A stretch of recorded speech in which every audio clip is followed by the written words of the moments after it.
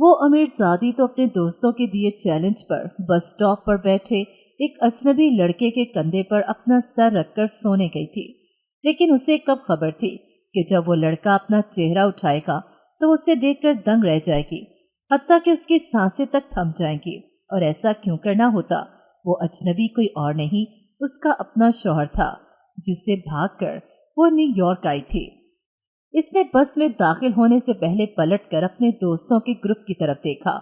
वो सब शरारत भरी मुस्कुराहट से उसे देखते हुए इशारे कर रहे थे। खास तौर पर जूलिया, सबसे आगे तो वही होती थी हमेशा। उसने मुस्कुराते हुए उसे आंख मारी तो उसने सर हिलाकर अंगूठे से डन का इशारा करते हुए बस के अंदर कदम रख दिया। वो सब भी दूसरे दरवाजे से अंदर घुस आए। इसने कुछ कंफ्यूज से अंदाज में इधर उधर देखा। बहुत से लोग बैठे थे, अक्सर तो अपने अपने मोबाइल्स में गुम थे। कुछ जोड़े एक दूसरे के साथ अटकेलियां कर रहे थे। अलबत्ता एक लड़का सुर्ख रंग की हुडी पहने सबसे अलग थलग पिछली सीट पर बैठा था। वो खिड़की की तरफ मुंह किए, सर नीचे किए, शायद किसी गहरी सोच में गुम था, इसलिए इसका चेहरा वाज़ेह नहीं दिख रहा था। और सबसे अच्छी बात यह थी कि उसके बराबर की सीट भी खाली थी। यही अच्छा ऑप्शन है, उसने दिल में खुद को कहते हुए अपनी हिम्मत बढ़ाई और उसके साथ बैठ गई। फिर पलटकर अपने दोस्तों के ग्रुप को देखा, जिनमें ज़्यादातर अपनी हंसी जब्त करने की कोशिश कर रहे थे। जैसे उसकी शख्सियत थी, उसे देखते हुए उन्हें यकीन था कि वह नहीं कर पाएगी। लेकिन यही तो वह नहीं जानते थे कि रामीन उबैद अगर किसी बात पर जिद में आ जाए तो नामुमकिन से नामुमकिन काम करने से भी नहीं चूकती। ये तो फिर एक छोटा सा टास्क था।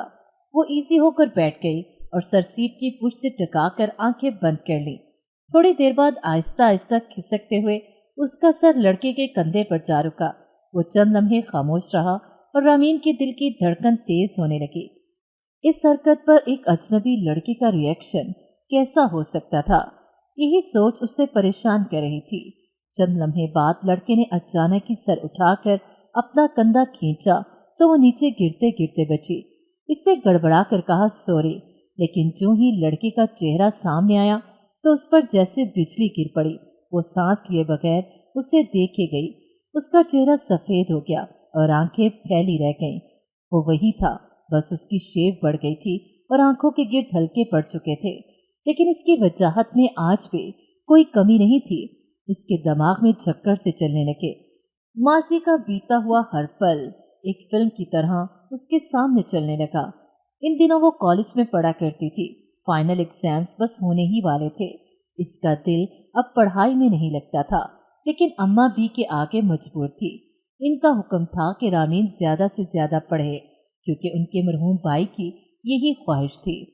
और अस्पताल के बिस्तर पर दम तोड़ते हुए अपने भाई से उन्होंने वादा किया था कि वह रामीन को किसी भी पहलू से कमज़ोर और लाचार नहीं रहने देंगी। सो अपना वादा निभाते हुए वो इस बारे में उसकी एक नहीं सुनती थी। रामीन उबैद का ताल्लुक एक अच्छे और खाते पीते घराने से था। उसके बाप उबैद नूर एक फैक्ट्री ऑनर थे। रामीन उनकी इकलौती बेटी थी और उसे देख देख कर जीते थे। लेकिन एक रोज़ उनकी कार का एक्सीडेंट हो गया। वो और उनकी बेगम फहमीदा एक शादी से वापस आ रहे थे कि एक ट्रक उनकी कार को बड़ी बेदर्दी से कुचलते हुए गुजर गया। फहमीदा तो वहीं पर चल बसी, लेकिन उबैद रामीन और अपनी बड़ी बहन के आने तक अजल के फरिश्ते से मोहलत लेने में कामयाब हो गए। उनकी जान को शायद इन दोनों को देखने तक ही जिस समय बाकी रहने की इजाज़त थी। उन्हें देखते ही उनकी सांसें भी उखड़ने लगीं और वो अपनी 8 साल की रामीन को अपनी बहन के हवाले करके और उससे रामीन का ख्याल रखने का वादा लेकर हमेशा हमेशा के लिए दुनिया से मुंह मोड़ गए।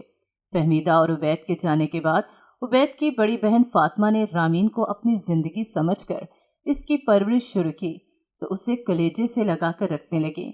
उनका भी तो रामीन के अलावा अब कोई नहीं था। उनके शौहर की वफ़ात बहुत अरसा पहले हो चुकी थी और उसके बाद उन्होंने दूसरी शादी करने से मना कर दिया था। औलाद कोई थी नहीं, इसलिए अब उनकी सारी तवज्जो भी रामीन पर ही रहती थी। वो उन्हें अम्मा ही कहती। वो और रामीन एक दूसरे से प्यार भी बहुत करती थी, लेकिन फिर भी कभी कभी उनकी अच्छी खासी लड़ाई हो जाती थी, जैसे कि इस वक्त हो रहा था। वो दोनों एक दूसरे से मुंह मोड़े बैठी थीं। अभी अभी उनकी ज़ोरदार बहस हुई थी और जब वो दोनों एक दूसरे को कायल ना कर पाईं तो एक दूसरे की तरफ पीट करके बैठ गई। ये नाराजगी जाहिर करने का अनोखा तरीका रामीन के बचपन से ही जारी था। जरा देर बाद रामीन ने आहिस्ता गर्दन मोड़ी, एक नजर अम्मा बी को देखा और अम्मा बी ने भी बिल्कुल उसी के अंदाज में पलटकर उसे देखा तो उसने फौरन मुंह फेर लिया। थोड़ी देर बाद दोबारा पलट कर देखा तो अम्मा बी फिर से उसकी तरफ पलट रही थी। दोनों की नजरें मिली और दोनों का कहका निकल गया। बस इतनी सी नाराजगी थी। रामीन दौड़कर अम्मा बी के गले में झूलते हुए बोली, अम्मा बी प्लीज प्लीज मान जाए ना, देखे मेरी सारी सहेलियां जा रही हैं। अम्मा बी ने उसके बाजू पर थप्पड़ मारते हुए कहा, अरे हट कमबख्त, सारा बोझ मुझ पर डाले बैठी है, हड्डियां तोड़ेगी क्या? रामीन हंसते हुए उनसे मजीद चिपक गई। मैं नहीं हटने वाली, जब तक आप इजाजत नहीं देंगी तब तक तो नहीं। अम्मा बी ने उसे बनावटी गुस्से से घूर कर कहा, बड़ी चालाक है तू। अच्छा चल, क्या याद करेगी तू? कैसी सखी थी अम्मा बी, जा अपनी सहेलियों के साथ। रामीन खुशी से खिल उठी। वो अम्मा बी का गाल चूमते हुए बोले, हाय सच्ची अम्मा बी, आप दुनिया की सबसे बेस्ट माँ हैं। रामीन की बात पर पल भर के लिए अम्मा बी के चेहरे की जोत बुझ गई। शायद उन्हें अपनी बेऔलादी और रामीन के साथ अपना रिश्ता याद आ गया था। रामीन भी समझ गई थी, इसलिए फौरन बोली, अच्छा चलें, अब इसी खुशी में आपको गरम गरम चाय बनाकर पिलाती हूँ। अम्मा भी मुस्कुरा कर उसके साथ चल पड़ी। यूं ही छोटी छोटी खुशियों में वक्त गुजरता जा रहा था जब अचानक ही अम्मा भी बीमार पड़ गई। उबैद के जाने के बाद उसकी और अपने मरहूम शौहर की याद तो उन्हें हर वक्त ही आती रहती थी, लेकिन अब इस याद ने दिल को रोग बनकर जकड़ लिया था। अचानक ही पड़ने वाले दिल का दौरा बहुत शदीद था। रामीन के तो हाथ पैर फूल गए। जैसे तैसे करके नौकरों की मदद से उन्हें गाड़ी में डाला और अस्पताल पहुंचा दिया। डॉक्टर्स ने फौरन ही उन्हें आईसीयू में दाखिल कर दिया। रामीन बाहर दीवार से टेक लगाए बैठ गई। इसकी आंखों से आंसू बह रहे थे। दुनिया में बस एक ही तो रिश्ता बचा था उसका। या अल्लाह प्लीज मेरी अम्मा बी को मुझसे मत छीनना। नहीं अल्लाह मियाँ, ऐसा मत करना। वो बेआवाज रोते हुए दुआ मांग रही थी जब अचानक ही किसी ने उसके कंधे पर हाथ रख दिया। उसने चौंक कर सामने देखा। वहां अम्मा बी की हम उम्र एक खातून खड़ी थी। उन्होंने कहा, तुम रामीन हो ना, फातिमा की भतीजी? रामीन उन्हें पहचान नहीं पाई, लेकिन फिर भी सर हिला दिया। उन्होंने कहा, मैं नसीम हूँ, फातिमा की बचपन की सहेली। मैं बहुत अरसे से मुल्क से बाहर थी, अभी चंद दिन पहले ही आई हूँ। फातिमा से मिलने के लिए घर गई तो पता चला वो अस्पताल में है। रामीन ने भराई हुई आवाज में कहा, वो आईसीयू में है। उसको सिसकते देखकर नसीम ने उसे गले लगाकर कहा, फिक्र मत करो बेटी, फातिमा बहुत बहादुर है, देख लेना वो इस बीमारी को भी हरा देगी। वो इसे गले लगाकर थपकने लगी। अल्लाह अल्लाह करके अम्मा बी की तबीयत कुछ संभली तो रामीन की जान में जान आई। वो इसकी शुक्रगुजार थी कि सारा दिन वो और उनका बेटा आदिल उसके पास रहे थे। जब नसीम ने आदिल का तारुफ करवाया तो उसने बस सरसरी अंदाज में एक बार उसे देखकर सलाम कर दिया था, लेकिन अब जबकि डॉक्टर्स ने अम्मा बी की तरफ से इत्मीनान दिला दिया था तो उसने सामने कुर्सी पर दीवार से टेक लगाए बैठे आदिल को जरा गौर से देखा। लंबा कद, गुस्सरते जिस्म, क्लीन शेव्ड सूट बूट में मलबूस आदिल किसी फिल्मी हीरो से कम नहीं लग रहा था। उसके स्याह बाल बड़े सलीके से जमे हुए थे। उसे चोरी चोरी देखते हुए किंजा को लगा जैसे उसे अपना सपनों का राजा मिल गया हो। ऐसा ही तो हम सफर चाहिए था उसे, बिल्कुल आदिल जैसा। लेकिन आदिल की तरफ से कोई खास रिएक्शन नजर नहीं आया। वो सारा दिन यहाँ रहकर कुछ बेजार बेजार सा नजर आ रहा था। वो नसीम से कुछ कहने वाला था जब डॉक्टर साहब कमरे से बाहर निकले। किंजा और वो दोनों जल्दी से उठकर डॉक्टर को सवाल भरी नजरों से देखने लगे। डॉक्टर ने कहा, अब वो होश में हैं, आप उनसे मिल सकती हैं। रामी ने बेसाख्ता खुदा का शुक्र अदा किया। वो मिलकर बाहर निकली तो नसीम चली गई। इतने अरसे बाद दोनों सहेलियां मिली तो खुशी से आंसू छलक पड़े। नसीम ने कहा, 20 साल बाद तुमसे मिलने आई तो सोचा भी नहीं था कि तुम्हें इस हाल में देखूंगी। नसीम से मिलने के बाद फातिमा की हालत में काफी बेहतरी आ गई थी। आईसीयू से प्राइवेट रूम में मुंतकिल होने के बाद बहुत देर तक सर जोड़े बातें करती रही। 2 दिन बाद डॉक्टर ने फातिमा को घर जाने की इजाजत दे दी। तब नसीम भी उसके साथ साथ रहे। इस दिन जब वो कुछ देर के लिए बाहर गई तो फातिमा ने रामीन को बुलाकर कहा, रामीन बेटा, जिंदगी का भरोसा तो कभी भी नहीं करना चाहिए, लेकिन जब इंसान मेरी उम्र को पहुंचे और बीमारियों का गढ़ बन जाए तो उसे दूसरे सफर के बारे में संजीदगी से सोचना चाहिए। इसलिए मुझे भी सबसे ज्यादा तुम्हारी फिक्र है, मेरे बाद तुम अकेली रह जाओगी। रामीन ने ठटक कर अपनी अम्मा बी को देखा। इसकी छठी हिस्स कह रही थी कि अम्मा बी ने यकीनन कोई फैसला कर लिया है। उसने कहा, ऐसी बातें ना करें अम्मा बी, आपको कुछ नहीं होता, देखिएगा चंद दिन में आप बिल्कुल जंगी हो जाएंगे। फातिमा ने कहा, नहीं बेटी, मेरे बाद कोई होना चाहिए जो तुम्हारा ख्याल रखे, इसलिए मैंने आदिल के साथ तुम्हारी शादी तय कर दी है। आज से 2 दिन बाद तुम्हारा निकाह है। उसे लगा जैसे अम्मा बी ने उसके सर पर बम फोड़ दिया है। वो एकदम से हक्की बक्की होकर अम्मा बी को देखने लगी। आदिल उसे अच्छा लगा था, मगर यूं एकदम से शादी? उसने रुहासी होकर कहा, अम्मा बी, आपने कैसे सोच लिया मैं आपको इतना बीमार छोड़कर शादी कर लूंगी? मैं कहीं नहीं जा रही, बस आप ये शादी कैंसिल कर दें। अम्मा बी ने उसके सर पर प्यार से चपत लगाते हुए कहा, अरे पगली, तो मैं तुझे कहाँ भेज रही हूँ? अभी तो सिर्फ निकाह होगा, रुखसती कुछ अरसे बात करेंगे, जब मेरी तबीयत कुछ बेहतर हो जाएगी। और वैसे भी बेटियों को तो एक न एक दिन जाना ही होता है। रामीन अभी तक शौक में थी, लेकिन अम्मा भी देर तक समझाती बुझाती रही। आखिरकार उसे हाँ करते ही बनी। अगले 2 दिन जैसे पलक झपकते में गुजर गए। सब बहुत जल्दी जल्दी हो गया और वो रामीन उबैद से रामीन आदिल बन गए। इस दौरान सिर्फ एक बार उसने आदिल को देखा था। उसका चेहरा बिल्कुल सपाट था। पता नहीं वो इस रिश्ते को लेकर क्या सोच रहा था, लेकिन उसके साथ रामीन की कोई बातचीत नहीं हुई थी जिससे वो अंदाजा लगा पाती कि उसके बारे में आदिल की क्या सोच है। निकाह बहुत सादगी से हुआ था। इसके बाद आदिल और नसीम चले गए। उनकी तरफ से बस वो 2 ही थे और एक शायद उनका ड्राइवर था जो गवाह की हैसियत से शरीक हुआ था। अम्मा बी ने उनके जाने के बाद रामीन को बुलाकर न जाने कौन कौन सी दुआएं दे डाली। फिर उसे चंद कागजात सौंपते हुए बोली, रामीन, ये अपनी अमानत लो। 17 साल मैंने बड़ी ईमानदारी से इसकी हिफाजत की है। खुदा का शुक्र है कि आज उसने मुझे ईमान को अपना हकदार पहुंचाने के काबिल रखा। अब यहाँ से जाने के बाद मुझे भाई साहब और भाभी बेगम के सामने शर्मिंदा नहीं होना पड़ेगा। रामीन सिसकते हुए उनके गले लग गए। बार बार मरने की बातें क्यों करती हैं अम्मा भी? आपने अभी बहुत जीना है। अगर आप चली गई तो मेरे बच्चे कौन पालेगा? मुझे डांट डपट कौन करेगा? अम्मा भी उसकी बात पर हंस पड़ी और वो दोनों किसी और मौजू पर बातें करने लगी। ये अगले दिन का जिक्र है। रामीन गहरी नींद लेने के बाद जब सुबह को उठी तो उसे कुछ ज्यादा ही खामोशी महसूस हुई। अम्मा भी अक्सर फजर की अजान के साथ ही उठ जाती, फिर जरा जरा देर बाद नौकरों को किसी न किसी चीज के बारे में हदायत देती रहती और उनकी बारोब आवाज सारे घर में गूंजा करती थी।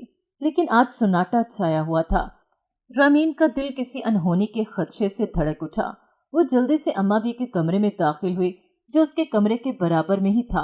अम्मा बी अभी तक करवट बदले सोई हुई थी। उसने होले से उन्हें पुकारते हुए कंबल खींचा और फिर बुत की तरह साकित हो गई। अम्मा बी के बिस्तर पर खून ही खून था। उनके गले से खून बह रहा था और आंखें खुली हुई थी। रामीन बहुत जोर से चलाकर बाहर भागी। वो मदद के लिए पुकार रही थी, मगर वहां था ही कौन जो उसकी मदद करता। उसने सर्वेंट क्वार्टर्स में जाकर देखा। दोनों नौकर और उनके अहले अयाल का भी वही हश्र हुआ था जो अम्मा बी का किया गया था। चौकीदार भी अपनी कुर्सी पर लहू में नहाया हुआ पड़ा था। और ड्राइवर, वो दौड़कर वहां गई। ड्राइवर का क्वार्टर खाली था, वहां कोई नहीं था। रामीन बैठकर रोने लगी। उसके चारों तरफ मौत थी। न जाने मौत का ये खेल किसने रचाया था और क्यों। उसे अपना आप जितना गैर महफूज आज महसूस हुआ था, इतना कभी नहीं हुआ था। समझ नहीं आ रहा था कि कहाँ जाए और किससे मदद मांगे। अचानक ही उसे आदिल का ख्याल आया और वो मरे मरे कदमों से चलकर अपने कमरे में आई। आदिल का नंबर नसीम ने उसके फ़ोन में महफूज करवाया था कि किसी वक्त बात करनी हो तो आसानी रहे, और आज बस वही एक था इस दुनिया में जो वो अपना था। उसने कांपते हाथों से नंबर डायल किया। दूसरी तरफ बेल होती रही। कई घंटों बाद उसे एक बेजार सी आवाज़ सुनाई थी। हेलो, कौन है इतनी सुबह सुबह? रामीन ने कांपती हुई आवाज में कहा। रामीन, मैं रामीन हूँ। रामीन का नाम सुनकर उसका लहजा कुछ बेहतर हुआ। फिर भी उसने कुछ रूखे लहजे में कहा, हाँ क्या बात है? रामीन का सब्र जवाब दे गया। उसने हिचकियां लेते हुए सब बताया तो आदिल भी घबरा गया।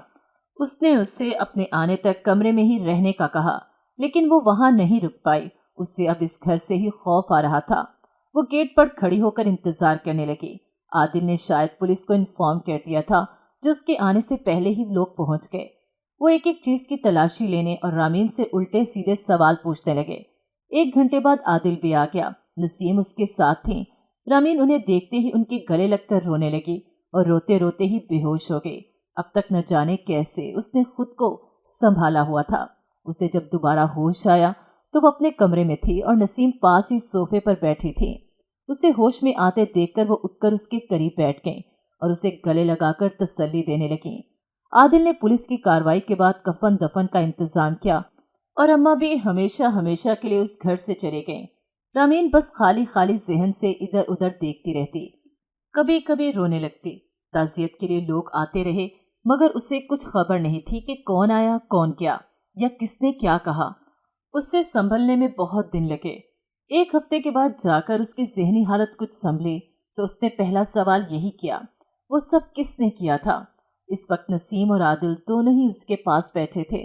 नसीम ने आदिल को देखा। उसका इशारा पाकर आदिल ने कहा, अभी सब वाज़ेह नहीं हो सका, लेकिन तुम्हारा ड्राइवर गायब है, इसलिए पुलिस इसी नतीजे पर पहुंची है कि ये सब उसका किया धरा है। शायद पैसों के लालच में उसने ये किया, क्योंकि फातिमा आंटी की अलमारी का ताला टूटा हुआ था और उसके अंदर की हर चीज बिखरी हुई बाहर पड़ी थी। शायद उसने वहां रखी रकम लेने के लिए ये सब किया है। रामीन चुप हो गई। वैसे भी अब उसने खुद को हालात के धारे पर छोड़ दिया था। अगले दिन नसीम ने घर जाने की बात की तो एक बार फिर रामीन घबराने लगी। अकेले रहने का तस्वर ही उसके लिए बहुत खौफजदा करने वाला था, लेकिन नसीम ने उसकी फिक्र दूर कर दी। वो उसे अपने साथ ले आई। जाने से पहले उसने सारे जायदाद के कागजात ले लिए थे। बैंक के लॉकर में पैसे और नकदी भी अपने अकाउंट में जमा करवा दी थी। उसके बाद उसने आदिल को कहकर ये घर भी बिकवा दिया। अब उसे इस घर के दरो दीवार से खौफ आता था। अब वो बस एक बुरी याद थी जिससे वो जल्द अज जल्द पीछा छुड़वाना चाहती थी, और उसने छुड़वा दिया। सब छोड़ छाड़ कर वो आदिल की गाड़ी में बैठी तो आंखें छलकी जरूर, मगर उसने आंसू जब्त कर लिए। नई जिंदगी की इब्तिदा अच्छी होनी चाहिए थी और वो दुनिया में तन्हा नहीं थी। आदिल था, नसीम आंटी थी और उनके घर वाले थे, लेकिन वो नहीं जानती थी कि उसके साथ आगे क्या होने वाला है। ये बात तो वो बहुत पहले से जानती थी कि आदिल की फैमिली किसी गांव से ताल्लुक रखती है, लेकिन सूट बूट में रहने वाला स्टाइलिश सा आदिल भी वहीं रहता है, इसका पता नहीं था उसे। इसलिए जब उसकी गाड़ी शहर से बाहर जाने लगी तो वो कुछ चौंक गई। खैर, गांव में आदिल की रिहाइशगाह देखकर उसे कुछ इत्मीनान हुआ। एक बड़ी सी हवेली थी जिसमें कदामत और जिद्दत दोनों किस्म का तर्ज तामीर नजर आ रहा था। हवेली में सारी सहूलियात मौजूद थीं। यहाँ पर पहली बार वो अपने सारे ससुराल से मिली। आदिल की छोटी बहन और भाई को उसने पहली बार देखा था और उससे वो पहली ही नज़र में अच्छे खासे बुरे लगे थे। वो अपनी बातों और हरकतों से हद से ज्यादा मगरूर और खुदसर नजर आ रहे थे, लेकिन उसने अपनी नापसंदीदगी को जाहिर नहीं किया। थोड़ी देर बाद नसीम ने उसे आदिल के कमरे में पहुंचा दिया। वो अब आराम करना चाहती थी, लेकिन अंदर जाते ही कुछ ठटक गई। आदिल बिस्तर पर मुंह पर बाजू रखे लेटा हुआ था। वो कुछ झिझकते हुए सोफे पर बैठ गई और यूं ही बैठे बैठे न जाने कब उसकी आंख लग गई। अगले दिन भी यही सब हुआ। यहाँ आने के बाद आदिल का रवैया एकदम तब्दील हो गया था। अब वो इसकी तरफ से बिल्कुल लापरवाह हो गया था और रवैया तो अब नसीम आंटी का भी बदल गया था। रमीन को इस सब की वजह समझ नहीं आ रही थी। वो लोग उसे हवेली के कोने में किसी नकारा चीज की तरह डालकर भूल गए थे। रमीन ने समझने की कोशिश की कि इसके पीछे क्या वजह थी। अचानक ही उसे कुछ याद आया तो उसने अपने सामान में मौजूद छोटा सा ब्रीफकेस चेक किया। वहाँ बाकी सब कागजात तो मौजूद थे, लेकिन फैक्ट्री के कागजात और पावर ऑफ अटॉर्नी मौजूद नहीं थी। वो उसने 3 दिन पहले ही साइन करके नसीम आंटी को दे दी थी, क्योंकि उन्होंने कहा था कि मैनेजमेंट में कोई मसला हो गया था और उसे इस सिलसिले में भागदौड़ करनी पड़ेगी। बेहतर है कि वो खुद सुकून से घर बैठे और उसे पावर ऑफ अटॉर्नी दे दे, ताकि वो खुद इस मामले को देख ले। और निकाह के 2 बोलों पर भरोसा करते हुए उसने अपने बाप और अम्मा भी की खून पसीने की सारी कमाई एक साइन करके आदिल की माँ को थमा दी। अब उसे डर लग रहा था, क्या इसलिए ये सब हुआ था? नहीं, ऐसा क्यों करेंगी वो? इनके पास क्या कम दौलत है? अगर उन्हें लालच होता तो वो निकाह के वक्त ही बहुत कुछ अपने नाम करवा सकती थी, लेकिन उन्होंने जहेज के नाम पर कुछ भी नहीं मांगा। खुद को तसल्ली देते वो इधर उधर टहलने लगी, फिर वॉशरूम चली गई। बाहर निकलने ही वाली थी कि रुक गई। शायद आदिल आ गया था। वो फोन पर किसी से बात कर रहा था। जिस तरह वो बात कर रहा था उससे जाहिर होता था कि दूसरी तरफ कोई लड़की है। इसके लहजे में बहुत ही प्यार था जो रमीन से बात करते हुए कभी नहीं होता था। रमीन का इसके साथ जैसा भी ताल्लुक था, लेकिन वो हक पर डाका डालते देखकर रुक न सकी। एक झटके से दरवाजा खोलकर बाहर आई और गुस्से से आदिल को देखने लगी। उसे सामने देखकर एक लम्हे को आदिल के चेहरे का रंग बदला। फिर इसने फोन पर कहा, मैं तुमसे बाद में बात करता हूँ। इसने फोन बंद किया तो रामी ने कहा, कौन थी वो? आदिल ने अनजान बनते हुए कहा, कौन? किसकी बात कर रही हो? रामी ने गुस्से से आदिल का बाजू पकड़कर झंझोड़ते हुए कहा, वही जिससे बात कर रहे थे। वो लड़की कौन है और उसका आपके साथ क्या ताल्लुक है? आदिल ने बाजू छुड़ाते हुए तहम्मुल से कहा, जरा तमीज से बात करो, वो मेरी दोस्त है। रामी ने गुस्से से कहा, मर्द और औरत कभी दोस्त नहीं होते आदिल, सच सच बताएं मुझे, आप धोखा दे रहे हैं मुझे। इसकी आवाज रुंध गई। आदिल पर से उसका एतबार टूट गया था। आदिल ने भी पलटकर धाड़ा, हाँ है उसके साथ मेरा अफेयर, फिर क्या कर लोगी तुम? रामी ने आंसू बहाते हुए कहा, आप ऐसा कैसे कर सकते हैं आदिल? आप मेरे होते हुए किसी दूसरी औरत के साथ कैसे अफेयर चला सकते हैं? आदिल तन से हंसकर बोला, दूसरी औरत? रामीन बीबी, दूसरी औरत वो नहीं तुम हो। मैं उसे बहुत पहले से प्यार करता हूँ। हम दोनों ही शादी करने वाले थे, लेकिन फिर मेरी माँ की मुलाकात हो गई तुम्हारी अम्मा भी से। उन्हें शायद अपनी मौत सामने नजर आई थी, इसलिए मेरी माँ के आगे हाथ पैर जोड़कर ये रिश्ता करवा दिया, और अपनी माँ के आगे मैं भी मजबूर था, इसलिए मुझे तुम्हारे साथ शादी करनी पड़ी। लेकिन खैर, अच्छा ही हुआ कि जल्द ही तुम्हें ये सब पता लग गया। अब जान ही गई हो तो भुगत भी लो। वो जहरीले अंदाज में कहता हुआ बाहर चला गया। रामीन बेबसी बेड के किनारे टिक गई। पहली बार उसे अम्मा भी से शिकवा हुआ कि उन्होंने उसे इतना बेवुक्कत कर दिया था। शाम को उसने इस बारे में नसीम आंटी से बात की। उसका ख्याल था कि वो उसका साथ देंगी और आदिल से बास पुरस करेंगी, लेकिन इस वक्त वो उनका मुंह देखती रह गई जब उन्होंने कहा, वो मर्द है रामीन, और मर्दों का ताल्लुक बाहर जितनी भी लड़कियों से रहे, वो निभाह तो सिर्फ बीवियों के साथ ही करते हैं। इसलिए इस लड़की की तरफ से ध्यान हटाकर आदिल का दिल जीतने की कोशिश करो, वो तुम्हारा ही होगा। लेकिन ऐसा तो तब होता जब उसका आदिल से कोई ताल्लुक बन पाता। वो दिन भर बाहर रहता और आधी रात को आता तो बिना उससे बात किए सोने के लिए लेट जाता। वो इसका इंतजार करते करते खुद सोफे पर ही सो जाती। एक रोज वो यूं ही मुंतजिर बैठी थी जब दरवाजे पर दस्तक हुई। वो चौंक कर सीधी होकर बैठते हुए बोली, कौन है, आ जाओ। दरवाजे पर आदिल का छोटा भाई आसिम नजर आया तो वो संभल कर बैठ गई। आसिम मुस्कुराता हुआ उसके बहुत नजदीक बैठ गया। वो नागवारी से उसे देखती हुई जरा हटकर बैठी तो वो बोला, भाभी, मुझे कुछ पैसे उधार चाहिए थे। भाई तो देने से पहले 1000 बातें सुनाते हैं, इसलिए सोचा आपसे ही ले लूं। उसने हाँ में सर हिलाते हुए कहा, ठीक है, कितने चाहिए? आसिम बोला, 20,000 दे दें, अगले हफ्ते लौटा दूंगा। उसने अलमारी खोलकर दराज से पैसे निकाले और उसे दिए तो वो सीटी बजाता हुआ चला गया। उसके जाते ही एक मुलाजमा सुखा अंदर आ गई। वो हवास बाख्ता और घबराई हुई थी। उसने आते ही कहा, बीबी जी, मैं एक बात करना चाहती हूँ, आपके भले की बात है, फिर आप यकीन करो या ना करो। रमी ने कहा, बताओ क्या कहना चाहती हो? उसने डरते डरते दरवाजे को देखते हुए कहा, बीबी जी, आपको यहाँ नहीं आना चाहिए था, यहाँ आपको कोई नहीं है। आसिम से होशियार रहें, वो अच्छा आदमी नहीं, और बड़ी बीबी भी आपके लिए अच्छा ख्याल नहीं रखती। जितनी जल्दी हो सके यहाँ से निकल जाओ। आप दिल की अच्छी लगती हो और हम छोटे लोगों के साथ भी अच्छे से रही हो। खुदा का वास्ता है, खुद को बचा कर कहीं दूर चली जाओ। रमीन दहल कर रह गई। उसने पूछा, लेकिन क्यों सुखा, आखिर ऐसा क्या है यहाँ? और मैं कोई गैर नहीं, इस घर की बहू हूँ। ये लोग अगर बुरा सोचते मेरे लिए तो मुझे यहाँ लाते ही क्यों? सुखा ने कहा, बीबी जी, वो सब मैं नहीं जानती, पर आप यहाँ से चली जाएं तो अच्छा होगा। होशियार कर देना मेरा फर्ज था, बाकी आपकी मर्जी। इससे पहले कि वो कुछ कहती, सुखा उसी फुर्ती से बाहर निकल गई जैसे आई थी। रमीन परेशान सी बैठी सोचती रह गई। जैसे वो इस चीज पर सोच रही थी वैसे ही उलझ रही थी। अगले दिन वो ताज़ा हवा के लिए जरा देर को लॉन में टहलने के लिए चली गई। घंटा भर बाद वापस आई तो अपने कमरे का दरवाजा खुला देखकर चौंकी। दबे कदमों उसने अंदर आकर देखा और बेयकीनी से देखती रह गई। आसम अलमारी खोले उसके पैसे चुरा रहा था। कल उसने देख लिया था कि वो चाबी कहाँ रखती है, और अब मौका पाते ही हाथ साफ करने आ गया था। आहट पाकर वो तेजी से पलटा और उसे देखकर एक लम्हे को गड़बड़ा गया। फिर जबरदस्ती मुस्कुराते हुए बोला, वो भाभी आप यहाँ नहीं थी तो मैंने सोचा खुद ही उठा लेता हूँ। वैसे भी क्या आपके और क्या मेरे, हैं तो भाई के ही ना। रामीन ने गुर्राते हुए कहा, ये तुम्हारे भाई के नहीं मेरे पैसे हैं और तुम उठा नहीं रहे थे बल्कि चोरी कर रहे थे। शर्म आनी चाहिए तुम्हें। वो इससे बहस ही कर रही थी जब आदिल और नसीम एक साथ अंदर आए। आदिल ने दोनों को खामोश रहने का कहकर पूछा कि क्या मसला हो गया है, और जब रामीन ने उसे बताया तो वो भी पल भर को शौक में डूब गया। फिर बेयकीनी से रामीन को देखते हुए बोला, मैं सोच भी नहीं सकता था कि तुम ऐसा भी कर सकती हो। मेरे भाई के खिलाफ मुझे ही भड़का रही हो। नसीम ने भी आंखों में आंसू भरते हुए कहा, मैं तुम्हारी पुप्पो की मिन्नतें करने पर तुम्हें बेसहारा जानकर अपने बेटे की मर्जी के खिलाफ उसकी बीवी बनाकर लाई थी। क्या मैं तुम पर यह एहसान इसलिए किया था कि तुम मेरे बच्चों में फूट डालो? मुझे इस बात की तवक्को नहीं थी तुमसे रामीन।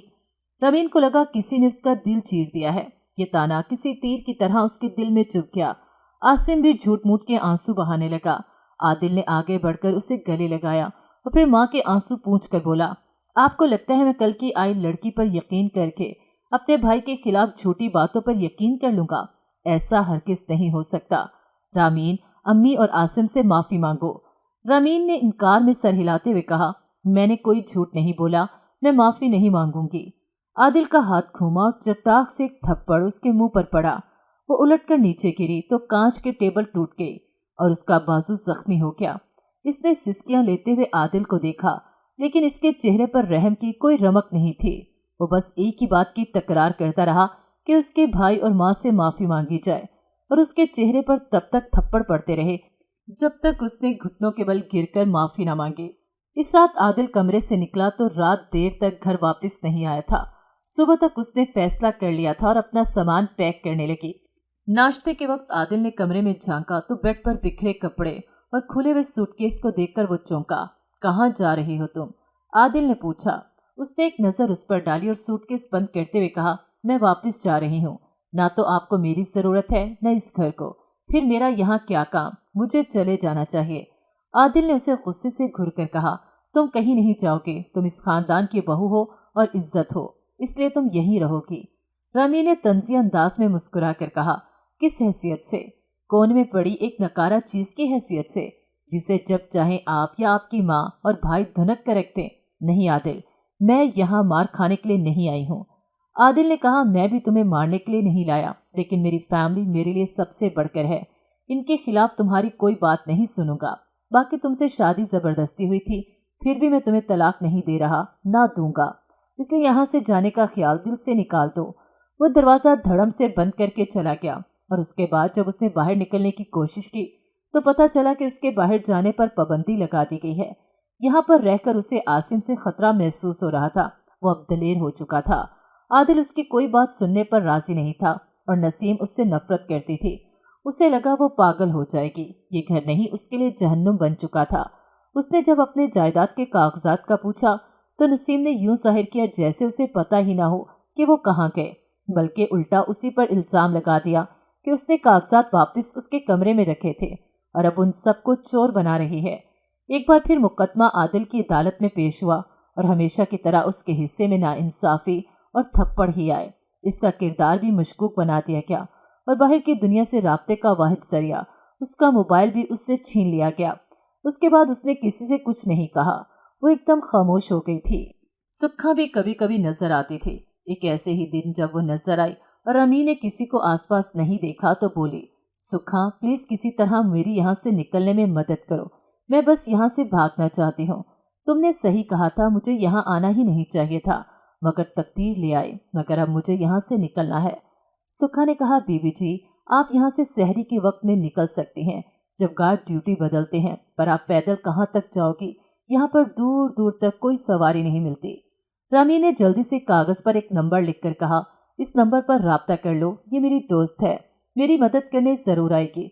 उससे कहो 12 तारीख को गाड़ी ले आए, मैं किसी तरह यहाँ से निकल जाऊंगी। सुखा ने कागज़ को मोड़कर अपने नेफे में छुपा लिया, अनजान बनकर निकल गई। 12 तारीख से पहले ही रामीन ने अपने सोने के जेवरात समेट कर परस में डाले।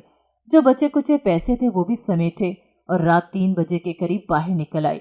गार्ड सर्दी की वजह से अपने अपने कैबिन में थे। ड्यूटी पर मौजूद दोनों गार्ड्स ऊँघ रहे थे।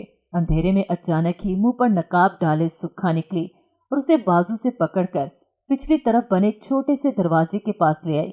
यहाँ से दीवार छोटी थी, इसलिए सुक्खा की मदद से उसने दीवार पर चढ़कर उससे अलविदाई इशारा किया और बाहर की तरफ छलांग लगा दी। सुक्खा के बताए गए रास्ते पर चलते हुए उसे जरा दूर सारा की छोटी सी गाड़ी नजर आ गई। वो जल्दी से गाड़ी में बैठी और सारा ने गाड़ी चला दी। इसके बाद का सफर कुछ मुश्किल जरूर था मगर नामुमकिन नहीं। कराची जैसे बड़े शहर में उसका छुपना किस कदर आसान था, इसलिए 1 महीने तक वो यहाँ रही। खुशकिस्मती से उसका पासपोर्ट उसके बैंक के लॉकर में था, इसलिए आसानी से मिल गया। उसने जेवरात बेचे और बाकी जमाशुदा रकम लेकर न्यूयॉर्क चली आई। उसने आदिल के डर से ये मुल्क ही छोड़ दिया था। यहाँ पर जिंदगी आसान तो नहीं थी, लेकिन उसे आज़ाद रहने का एहसास जरूर हुआ। यहाँ पर आदिल की मार नहीं थी, ना उसके ससुराली रिश्तेदारों के बदतरीन रवैये थे, लेकिन अब भी वो बहुत डरी सहमी रहती थी। उससे हर वक्त यही लगता कि कहीं ना कहीं से आदिल आ जाएगा, जब तक कि हैरी नहीं मिल गई। हैरी से उसकी पहली मुलाकात उसके फ्लैट पर हुई थी। यहाँ पर सबसे बड़ा मसला रिहाइश का था। उसे कोई अच्छी रिहाइश का चाहिए थी जो ज़्यादा महंगी भी ना होती और जहाँ रहते हुए वो दूसरे लोगों के दरमियान भी रहती। उसे हजूम में तहफ़्फ़ुज़ का एहसास होता और ऐसा ही एक फ्लैट बूढ़े जोसेफ का भी था। जोसेफ एक आदम बिजार बूढ़ा था जो खुद अपने अपार्टमेंट में रहता था और अपना फ्लैट रेंट पर देना चाहता था। न्यूयॉर्क पहुंचने के बाद रामीन चंद दिन होटल में रही थी और फिर होटल के एक वेट्रेस के जरिए ही वो जोसेफ से मिली। रेंट अच्छा खासा था, लेकिन रामीन के पास चौंकी रकम थी, इसलिए उसे महसूस नहीं हुआ। फ्लैट छोटा सा मगर खूबसूरत और साफ सुथरा था। अब रामीन की पहली तरजीह कोई छोटी मोटी जॉब थी जिससे उसे वर्क वीज़ा मिल जाए। काफ़ी ढूंढने के बाद उसे इसी इलाके में करीब ही एक सुपर स्टोर पर सेल्स गर्ल की जॉब मिल गई। हैरी वहां पर ही अपनी छोटी मोटी ज़रूरत की चीज़ें खरीदने आया करता था। पहली बार उसने रामीन को देखा तो देखता रह गया। इससे पहले उसे पहली नज़र की मोहब्बत पर यकीन नहीं था, लेकिन रामीन को देखने के बाद वो इस कहावत पर ईमान ले ही आया। उसने रामीन के साथ दोस्ती करने की बहुत कोशिश की, लेकिन रामीन की तरफ से उसे रूखा फीका रवैया ही मिला। वो उसे मशकूक नज़रों से देखती थी। हो सकता है उसे आदिल ने भेजा हो, वो दिल में सोचती और उसे इग्नोर करने की कोशिश करती, मगर वो किसी अजीब ही मिट्टी का बना हुआ था। वो इसकी बार बार हौसला शिकनी के बावजूद जब भी स्टोर पर आता या राह चलते हुए कहीं मिलता तो बातचीत फैलाकर हाय हेलो कहना अपना फर्ज समझता। और उसी दिन रामीन की सारी बेरुखी और एहतियात धरी की धरी रह गई। आज उस स्टोर से निकलते निकलते काफ़ी देर हो गई थी। रात के तकरीबन 8 बज रहे थे। ट्रैफिक रवा दवा थी। घर ज़्यादा दूर नहीं था, इसलिए वो पैदल ही चल पड़ी। लेकिन जैसे ही वो अपनी स्ट्रीट की तरफ मुड़ी तो उसे कुछ आवारा लड़कों की टोली दिखाई दी। वो एक साथ बैठे न जाने क्या बकवास कर रहे थे। रामीन वहीं रुक गई। उसे उनके करीब से गुजरते हुए डर लग रहा था। अचानक ही उसे बाइक की आवाज़ सुनाई दी तो उसने मुड़कर देखा। वो हैरी था। इसकी जान में जान आ गई। हैरी उसे अजनबी नहीं लगा था। कम से कम इन आवारा लड़कों के मुकाबले में तो वो ज्यादा काबिल एतमाद समझती थी उसे। हैरी ने भी करीब आकर बाइक रोकी। इन लड़कों को देखकर वो भी रामीन का डर समझ गया था, इसलिए उसने ऑफर की, अगर चाहो तो मैं तुम्हें घर तक छोड़ सकता हूँ। रामीन ने झट से हाँ में सर हिला दिया और वो दोनों बाइक पर घर की तरफ चल दिए। यहाँ आकर रामीन को पता चला कि हैरी न सिर्फ उसी बिल्डिंग में रहता था बल्कि उसका फ्लैट भी उसके बिल्कुल बराबर में ही था। ये इब्तिदा थी। आहिस्ता आहिस्ता रामीन उस पर भरोसा करने लगी। उसने झिझकते झिझकते उसे अपनी गुज़श्ता जिंदगी के बारे में बताया। उनके दरमियान अब अच्छी खासी दोस्ती हो चुकी थी, इसलिए हैरी ने उससे अपने दोस्तों के ग्रुप से मिलाया। उसके ग्रुप में काफ़ी अच्छे लड़के और लड़कियां थे, ख़ास तौर पर सैम, जोलिया, डावरा, नदीम, सिद्रा और टॉम। वो सब वीकेंड पर किसी रेस्टोरेंट में किसी और जगह मिल बैठते, मुख्तलिफ गेम्स खेलते और ज़िंदगी को भरपूर तरह से एंजॉय करते। रामीन को शुरू शुरू में कुछ झिझक हुई, लेकिन वो भी इनकी छोटी मोटी शरारतों में शामिल हो जाती थी। ऐसे ही एक वीकेंड पर उन्होंने ट्रुथ एंड डेयर खेलने का फैसला किया। सब अपनी अपनी बारी पर गेम खेलने और टास्क पूरे करने के बाद बैठ गए तो जोलिया ने रामीन से पूछा, ओके रामीन, अब तुम्हारी बारी, बताओ कहाँ खेलोगी ट्रुथ एंड डेयर। रामीन ने कहा डेयर। सबने हाँ हू की आवाज़ निकालते हुए तालियां बजाईं।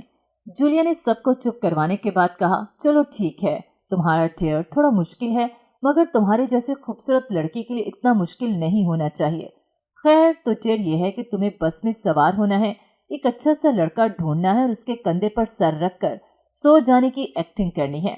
رامین کی آنکھیں پھیل گئیں۔ اس نے جھٹ سے انکار میں سر ہلا کر کہا، نہیں، ہرگز نہیں، کوئی اور بتاؤ، میں یہ نہیں کر سکتی۔ جولیا نے اس کی ہمت بندھاتے ہوئے کہا، او کم آن رامین، اتنا آسان سا تو ٹاسک ہے، میں تو اسے منٹوں میں پورا کر لوں، تم ہمارے لیے اتنا بھی نہیں کر سکتی؟ رامین نے پریشان ہو کر کہا، یہ بات نہیں جولیا، لیکن میں کسی انجان لڑکے کے کندھے پر کیسے سر رکھ سکتی ہوں؟ اگر اس نے برا منا لیا تو؟ ٹام نے باتچے پھیلا کر کہا، اوکے، پہلے میں جاتا ہوں بس میں، تم میرے کندھے پر سر رکھ لینا آ کے۔ جولیا نے اسے گھورا اور پھر رامین کی طرف متوجہ ہوئی۔ جی نہیں، ایسا کچھ نہیں ہونے والا یار، اتنا سمپل ٹاسک ہے، یقین کرو تم کر لو گی۔ رامین کو ان کے اسٹار کے سامنے ہار ماننی ہی پڑی۔ وہ سب بس اسٹیشن کے قریب ہی تھے، اس لیے جیسے ہی بس رکی وہ سب اس کی طرف بڑھ گئے۔ اس نے بس میں داخل ہونے سے پہلے پلٹ کر اپنے دوستوں کے گروپ کی طرف دیکھا۔ وہ سب شرارت بھری مسکراہٹ سے اسے دیکھ کر اشارے کر رہے تھے، خاص طور پر جولیا، سب سے آگے تو وہی ہوتی تھی ہمیشہ۔ اس نے مسکراتے ہوئے اسے آنکھ ماری تو اس نے سر ہلا کر انگوٹھے سے ڈن کا اشارہ کرتے ہوئے بس کے اندر قدم رکھ دیا۔ وہ سب بھی دوسرے دروازے سے اندر گھس آئے۔ اس نے کچھ کنفیوز سے انداز میں ادھر ادھر دیکھا۔ بہت سے لوگ بیٹھے تھے، اکثر تو اپنے اپنے موبائلز میں گم تھے، کچھ جوڑے ایک دوسرے کے ساتھ اٹکیلیاں کر رہے تھے۔ البتہ ایک لڑکا سرخ رنگ کی ہوڈی پہنے سب سے الگ تھلگ پچھلی سیٹ پر بیٹھا تھا۔ وہ کھڑکی کی طرف منہ کیے، سر نیچے کیے، شاید کسی گہری سوچ میں گم تھا، اس لیے اس کا چہرہ واضح نہیں دکھ رہا تھا، اور سب سے اچھی بات یہ تھی کہ اس کے برابر کی سیٹ بھی خالی تھی۔ یہی اچھا آپشن ہے، اس نے دل میں خود کو کہتے ہوئے اپنی ہمت بڑھائی اور اس کے ساتھ بیٹھ گئی۔ پھر پلٹ کر اپنے دوستوں کے گروپ کو دیکھا، جن میں سب سے زیادہ اپنی ہنسی ضبط کرنے کی کوشش کر رہے تھے۔ جیسے اس کی شخصیت تھی، اسے دیکھتے ہوئے انہیں یقین تھا کہ وہ نہیں کر پائے گی، لیکن یہی تو وہ نہیں جانتے تھے کہ رامین عبید اگر کسی بات پر ضد میں آ جائے تو ناممکن سے ناممکن کام کرنے سے بھی نہیں چوکتی۔ یہ تو پھر ایک چھوٹا سا ٹاسک تھا۔ وہ ایزی ہو کر بیٹھ گئی اور سر سیٹ کی پشت سے ٹکا کر آنکھیں بند کر لیں۔ تھوڑی دیر بعد آہستہ آہستہ کھسکتے ہوئے اس کا سر لڑکے کے کندھے پہ جا رکا۔ وہ چند لمحے خاموش رہا اور رامین کے دل کی دھڑکن تیز ہونے لگی۔ اس حرکت پر ایک اجنبی لڑکے کا ری ایکشن کیسا ہو سکتا تھا؟ یہی سوچ اسے پریشان کر رہی تھی۔ چند لمحے بعد لڑکے نے اچانک ہی سر اٹھا کر اپنا کندھا کھینچا تو وہ نیچے گرتے گرتے بچی۔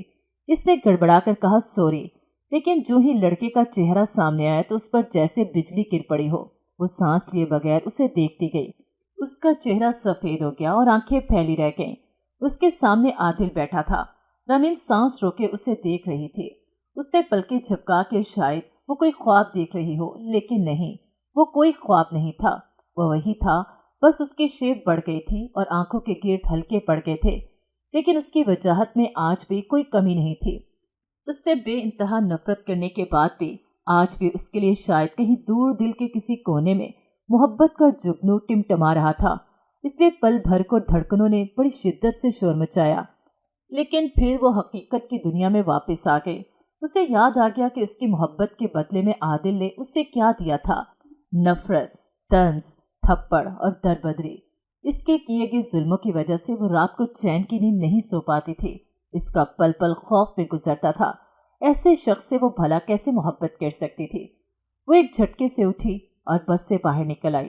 اپنے پیچھے اس نے عادل کی آواز سنی، رامین، رامین پلیز رک جاؤ، میری بات سنو رامین۔ وہ بھکاریوں کی طرح اس کے پیچھے دوڑنے لگا۔